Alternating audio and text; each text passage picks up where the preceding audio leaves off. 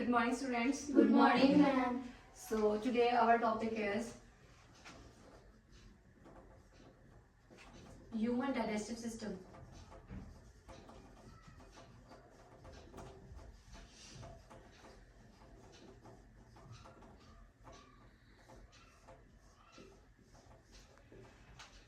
Human digestive system में आप बहुत सारी चीज़ों के बारे में आपके माइंड में चीज़ें आती हैं कि हम खाना खाते हैं। अक्सर छोटे होते हैं हमारे ज़हन में क्वेश्चन आता है कि हम खाना खाते हैं तो वो जाता कहाँ है। ठीक है, बच्चे कुछ छोटे जो होते हैं वो ये सोचते रहते हैं हमारे स्टमक में शायद कोई ड्रम्स पड़े हैं। ठीक है, लेकिन ऐसा नहीं है। ठीक है, आपकी सबसे पहले आपकी जो ह्यूमन डाइजेस्टिव सिस्टम है इसमें आपको ओवरव्यू के लिए अगर आपको चीज़ें छोटी छोटी चीज़ें जो पॉइंट आउट करने के लिए हो वो ये नहीं है कि आपकी पता हो कि आपको आपके मेजर ऑर्गन्स कौन से हैं या मेजर कैविटीज कौन सी हैं। ठीक है, इनमें सबसे पहले आपके पास आ जाती है ऑरल कैविटी, आपका माउथ, जिसको आप इन शॉर्ट आप अपना माउथ भी कंसीडर करते हैं। ठीक है, इसमें सबसे पहले आपके पास क्या आती है? Oral cavity. क्या है? आंसर्स मुझे चाहिए। ठीक है, तो आपके पास सबसे पहले क्या आता है? Oral cavity. Basically your mouth. Mouth में क्या होता है? आप खाना खाते हैं, आप खाने को चबाते हैं। चबाते किसके साथ है? दांतों के साथ। तो आपके जो टीथ हैं वो भी इंपॉर्टेंट रोल प्ले करते हैं डाइजेशन में। ठीक है, अब उसके बाद आपके पास आ जाता है आपका फेरिक्स। क्या है? Pharynx. फेरिक्स के बाद आपके पास आता है oesophagus, then stomach, then small intestine,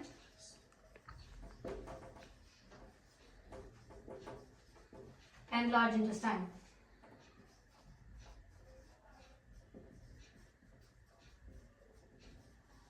ये कुछ आपके बेसिक्स ऑर्गन्स हैं। ठीक है, तो फर्स्ट ऑफ ऑल हमारे पास क्या चीज आ रही है? Oral cavity. ऑरल कैविटी क्या है? Oral cavity. देन क्या है? फेरिक्स। Pharynx. फेरिक्स। Pharynx. प्रोनाउंस करें, फेरिक्स। Pharynx. देन है ओसोफेगस। Oesophagus. अब ऑरल कैविटी में हमारे पास आते हैं आपका माउथ, जो आपका ये वाला हिस्सा है। ठीक है, ये क्या है? आपका माउथ है। और इसको अगर आपसे साइंटिफिकली पूछा जाए, मतलब कोई इंसान आपसे पूछ लेता है व्हाट इज ऑरल कैविटी, तो आप क्या कहेंगे कि हमारे माउथ का जो एरिया है, यानी जो हमारी डाइजेशन में फर्स्ट पोर्शन है, first portion of the digestion, तो क्या है? Oral cavity. क्या? Oral cavity. Then फेरिक्स। Pharynx. फेरिक्स and oesophagus. Oesophagus. Oesophagus, Oesophagus.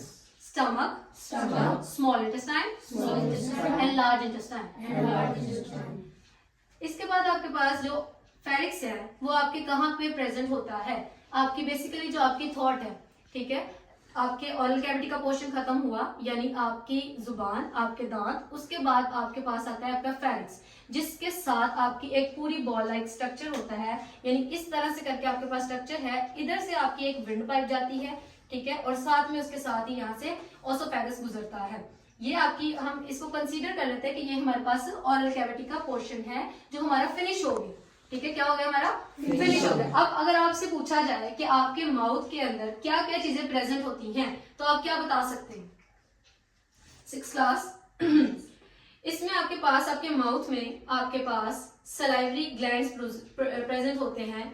क्या होते हैं? Salivary gland. अब सलाइवरी ग्लैंड्स का क्या काम है? आपके मुंह में हमेशा थूक सा आपको फील होता होगा, तो वो क्या है? वो सलाइवा है। क्या है? सलाइवा है। ये किस्म का एक लिक्विड है। ये लिक्विड जो होता है वो आपकी डाइजेशन में से, यानी जब आप खाना खाते हैं, आप उसको चबाना शुरू करते हैं, तो ये आपकी खुराक के अंदर बिल्कुल उसके साथ रोल अप होना शुरू हो जाता है और उसको एक बॉलस टाइप स्ट्रक्चर बनाता है। जब आप खाने को खा रहे हैं, चबा रहे हैं, तो आपका जो सलाइवा है वो आपके फूड के अंदर बिल्कुल एक साथ मर्ज हो जाता है। ठीक है, उसके साथ एक बॉन्डिंग बनाता है। देन वो एक बॉल लाइक स्ट्रक्चर बनाते हैं। वो जो स्ट्रक्चर बनता है वो आपकी बॉडी के अंदर, यानी देन वो फेरिक्स में से गुजरता है। कहाँ पे जाता है? फेरिक्स के पोर्शन पे।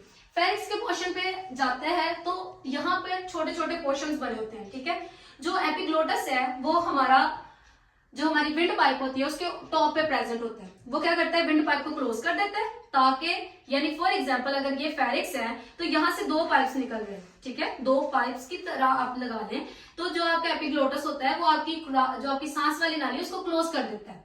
ठीक है, जब वो क्लोज कर देता है तो आपका खाना, अक्सर बच्चे खा रहे होते हैं तो खाते खाते जो ना खांसी करना शुरू कर देते हैं। तो उसकी क्या वजूहत होती हैं? उसकी सबसे बड़ी वजह यही होती है कि बच्चे जो है वो खाना खाते खाते उनका कुछ फूड का कुछ स्मॉल पार्टिकल्स और फूड के जो है वो विंड पाइप में चले जाते हैं और जो हमारे लंग्स के लिए हार्मफुल साबित होते हैं।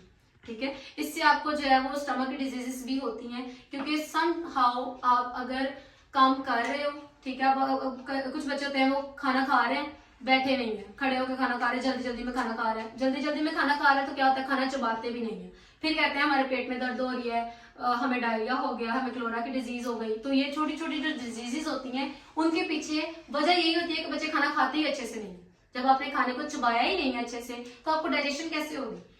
सलाइवरी ग्लैंड्स जो होते हैं वो हमारे माउथ के अंदर प्रेजेंट होते हैं, ठीक है, जो हमारे माउथ को लिक्विडली रखते हैं, यानी उसको एवरी टाइम उसके अंदर वो लिक्विड प्रेजेंट होता है, ताकि जब भी हम कोई चीज डाइजेशन के लिए लाएं तो वो फौरन से सलाइवा जो होता है उसमें से अपने इंपॉर्टेंट न्यूट्रिशंस को वहां से निकाल लेता है। ठीक है, जो इंपॉर्टेंट न्यूट्रिशंस वो वहां से निकाल लेता है, देन जो आप उसके पास बाकी जो चीजें बचती हैं, यानी जो माउथ को चाहिए था वो उसने रख लिया, ठीक है, जो माउथ को चाहिए उसने अपना अपना हिस्सा बीच में से ले लिया, अब जो बाकी बचा उसने कहा बाकी मेरे किसी काम का नहीं, अब इसको आगे जाने। ठीक है, वो क्या करता है, उसको फेरिक्स को भेज देता है। अब मिस्टर फेरिक्स क्या करते हैं कि मिस्टर फेरिक्स सोचते हैं कि अगर तो मैंने इसको जाने दिया विंड पाइप के अंदर, ठीक है, तो क्या होगा, आपको लंग्स की डिजीज हो सकती है। ठीक है, आपका खाना जो है, अगर एक जगह है, अगर आपने स्कूल ही आना है पढ़ने, ठीक है, आप स्कूल नहीं आते, आप घर पे रहते, तो क्या आपको इल्म मिल सकता है, मिलेगा? तो अगर आपने इल्म लेना है तो आपको स्कूल आना पड़ेगा ना, आप टीचर ने घर जाकर तो नहीं पढ़ाना, आपको स्कूल तो आना ही पड़ना है। तो जब तक आप आओगे नहीं, हम आपको कैसे पढ़ाएंगे, हम पढ़ाएंगे तो फिर आप सीखोगे। ठीक है, तो इसमें भी ये सेम प्रोसीजर हो जाता है। अगर खाना जो है वो विंड पाइप में चला जाए, ठीक है, तो उससे आपको खांसी हो सकती है सीवियर, ठीक है, उसके बाद आपको इसमें लंग्स कैंसर होने के चांसेस ज्यादा हो जाते हैं, आपकी ऑलवेल तक अगर ये चला जाए तो ये आपके लिए ज्यादा हार्मफुल साबित भी हो सकता है। ठीक है, आपके पास आ जाता है ओसोफेगस। ठीक है, फेरिक्स हमारा क्वेश्चन क्लियर हो गया। फेरिक्स ने क्या किया कि खाने को आगे स्टमक के अंदर मतलब उसने शिफ्ट कर दिया। अब उसने अपना जो फेरिक्स की इंपॉर्टेंट न्यूट्रिशन थी उसने वहां से ऑब्जर्व कर ली। अब हमारे पास खाना जो है वो ओसोफेगस के अंदर आ गया है। ठीक है, ओसोफेगस के अंदर हमारे पास फूड जो है वो आ गई। अब ओसोफेगस में से यहाँ से बॉलस लाइक स्ट्रक्चर होगा, जो यहाँ से इसको जो हमारी ओसोफेगस होती है वो जो है वो मतलब इलास्टिक कलर होती है, उसमें इतनी कैपेसिटी होती है कि वो मूव करवा सकती है। ठीक है, 2 and 4 जो है वो मूव कर सकती है। अब जब इसमें इतनी कैपेसिटी होती है कि वो उसमें से खाने को जो है वो चंक बाय चंक, जब हम फूड को खा रहे होते हैं तो चंक बाय चंक लेते हैं ना, नवाला बाय नवाला, तो जब हम छोटे छोटे नवाले लेते हैं तो फिर चंक बाय चंक जो हमारा फूड आ रहा है उसको वो चंक बाय चंक ही अंदर लेके जाते हैं। ठीक है, देन हमारे पास स्टमक में आ जाता है फूड। ठीक है, अब जब हमारे पास फूड जो है वो स्टमक में आ गई है, तो स्टमक में हमारे ऊपर जो है, अब हमने 3 चीजें जो है हमने क्लियर कर ली, ओरल कैविटी, फेरिक्स, ओसोफेगस, और अब हम आ गए जी स्टमक में। अब स्टमक में क्या होगा, जो हमारे गैस्ट्रिक जूस वगैरह होंगे वो वहां से रिलीज आउट होना शुरू हो जाएंगे।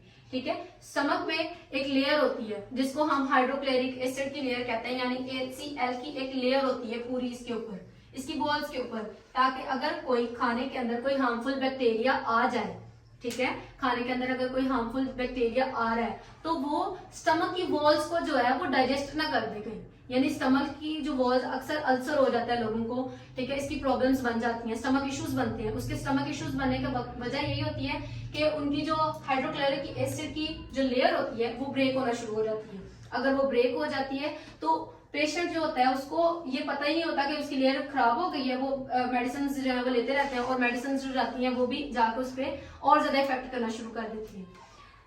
तो जो स्टमक की लेयर है उसमें HCl जो है वो इसकी कोटिंग के तौर पे काम करता है, कोटिंग करता है पूरी स्टमक की वॉल्स की, ताकि स्टमक की वॉल्स को कोई नुकसान ना हो उस टाइम पे।